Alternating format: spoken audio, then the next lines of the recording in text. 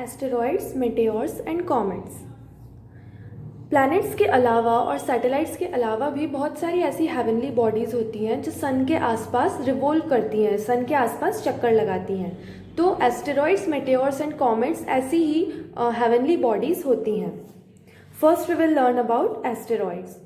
Apart from planets, small celestial bodies called asteroid revolve around the sun. ये sun के आसपास चक्कर लगाती हैं और ये हमें कहाँ पर दिख सकती हैं? मार्स और जुपिटर जो प्लैनेट्स हैं उनके ऑर्बिट के बीच में, यानी मार्स और जुपिटर के बीच में हमें एस्टेरॉइड्स दिखते हैं, मिलते हैं, और वो चट्टानों के टुकड़े होते हैं, बेसिकली चट्टानों से मिलकर बने होते हैं। तो अगर आप यहाँ डायग्राम में देखेंगे, ये डायग्राम में देखिए, ये है मार्स और ये है जुपिटर। तो इन दोनों का जो ऑर्बिट्स हैं, इनके बीच में हमें ये पूरा एस्टेरॉइड का बेल्ट दिख रहा है। ओके, तो मार्स और जुपिटर के बीच में हमें एस्टेरॉइड्स मिलते हैं।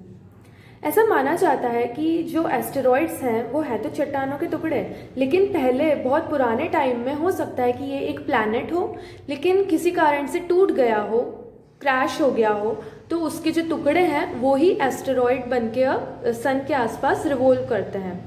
जो सबसे लार्जेस्ट एस्टेरॉइड है, सबसे बड़ा जो एस्टेरॉइड है, उसका नाम है सेरिस। बाकी के जो एस्टेरॉइड्स हैं उनका नाम है पैलस, वेस्टा, हाइजिया, स्पॉक, ईडा, 323 ब्रूशिया एंड क्रॉसप्रा। ये सारे ही सन के आसपास चक्कर लगाते हैं एक ही डायरेक्शन में।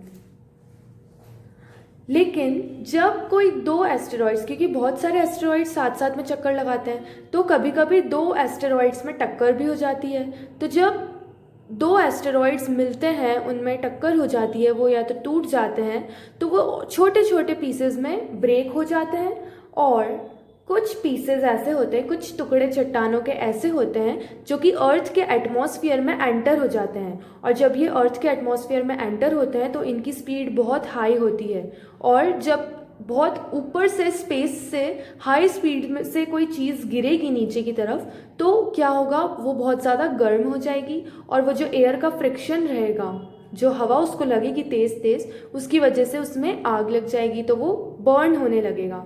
तो ये वही टुकड़े होते हैं जिनको हम रात में आसानी से देख सकते हैं, और इनको हम शूटिंग स्टार्स, टूटते हुए तारे कहते हैं। तो ये जो मेटेओर्स, इन्हें कहते हैं हम मेटेओर्स, जो अर्थ की सरफेस में एंटर हो जाते हैं और बर्न हो जाते हैं, जल जाते हैं, और हमें टूटते हुए तारे के रूप में दिखाई देते हैं।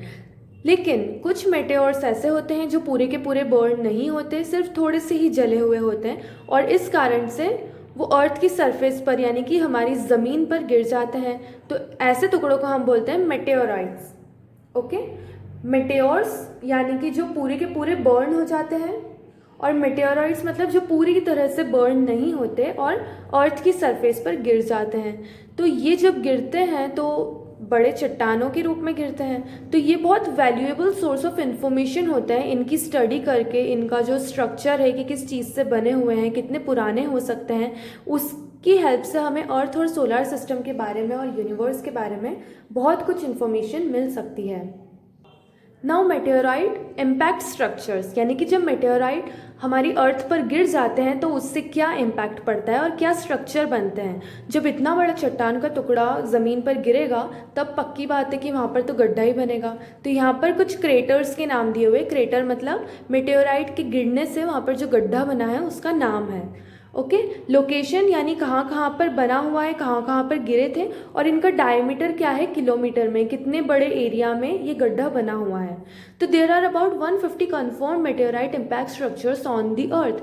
पूरी अर्थ में करीब 150 जगह ऐसी है, कन्फर्म जगह, जहाँ पर मेटेओराइट गिरे हुए हैं या फिर गिरे थे और उनकी वजह से वहाँ पर गड्ढे हो चुके हैं। तो यहाँ पर कुछ के नाम दिए गए हैं। व्रेडे फोर्ट, इसकी लोकेशन है साउथ अफ्रीका और इसका डायमीटर है 250 किलोमीटर। लेक एक्रामन, यह है साउथ ऑस्ट्रेलिया में और इसका डायमीटर है 160 किलोमीटर। सडबरी, यह है ओंटारियो कनाडा में, इसका डायमीटर है 140 किलोमीटर। पोपिगाई, यह है रशिया में, इसका डायमीटर है 100 किलोमीटर। लेक मैनिकोगन, यह है क्वेबेक कनाडा में, 70 किलोमीटर।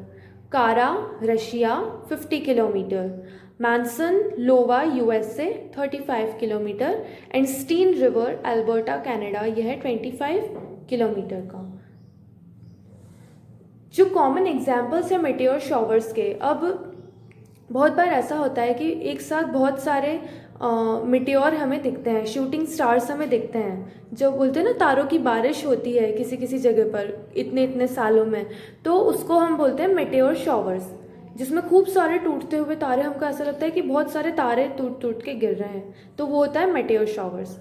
तो कुछ एग्जाम्पल्स हैं उसके, क्वाड्रेंटिड्स, लैरिड्स, पैरसिड्स, टॉरिड्स, लियोनिड्स, जैमिनिड्स एंड अर्सिड्स, ये उनके नाम दिए गए हैं मेटेओर शॉवर्स के।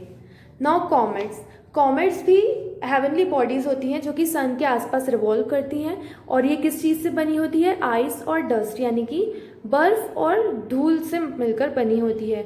कॉमेट के दो पार्ट होते हैं, एक हेड होता है, सिर होता है, और एक ग्लोइंग टेल होती है, एक चमकती हुई पूंछ टाइप का ये स्ट्रक्चर होता है। बहुत सालों में हमें एक कॉमेट हमारी आँखों से डायरेक्टली हमें आसमान में दिखाई दे सकता है। हेलीज कॉमेट एक ऐसा ही इम्पॉर्टेंट कॉमेट है जो कि 76 ईयर्स में एक बार हमें अर्थ से दिखाई देता है आसमान में।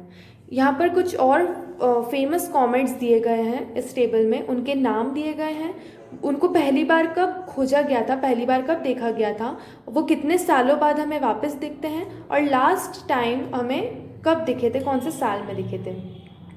फर्स्ट इज़ हैलीज कॉमेट, क्योंकि इसको सबसे पहले इस कॉमेट को एक हैली नाम के साइंटिस्ट ने खोजा था, इसलिए उनके नाम पर ही इसका नाम हैलीज कॉमेट रखा गया। सबसे पहले ये 239 BC यानी बिफोर क्राइस्ट में ये डिस्कवर हुआ था, और ये 76 ईयर्स के बाद हमें दिखता है। लास्ट टाइम हमें दिखा था 1986 में, तो 1986 में आप 76 ईयर्स प्लस करके देखिए कि अब हमें अगला हैलीज कॉमेट अगली बार कौन से ईयर में दिखाई देगा। एंक 1786 में ये खोजा गया था, और ये हमें 3.3 ईयर्स के बाद हमें दिखाई देता है। लास्ट टाइम ये देखा गया था 2002 में। स्विफ्ट टर्टल ये 1872 में खोजा गया था, और ये 125 ईयर्स के बाद दिखाई देता है, और लास्ट टाइम में दिखाई दिया था 1996 में। हेलबॉप ये 1995 में डिस्कवर हुआ था, इसका रिटर्न पीरियड है 18,000 ईयर्स, यानी लास्ट टाइम ये 1997 में देखा गया था, अब 1997 से 18,000 ईयर्स के बाद ही ये दिखाई देगा। ह्याकुटाके 1996 में इसे खोजा गया था, ये 1996 में ही पहली बार दिखा था, और अब ये 14,000 ईयर्स के बाद हमें दिखाई देगा। शूमेकर लेवी, इसे खोजा गया था 1993 में, लास्ट टाइम इसको 1994 में देखा गया था, यानी ये हर साल आता होगा, लेकिन अब हम इसे नहीं देख सकते क्योंकि ये जुपिटर में क्रैश हो गया, जुपिटर से जाके टकरा गया और टूट गया। तो ये कुछ फेमस कॉमेट्स हैं जो हमें दिखे हैं या फिर दिखते हैं।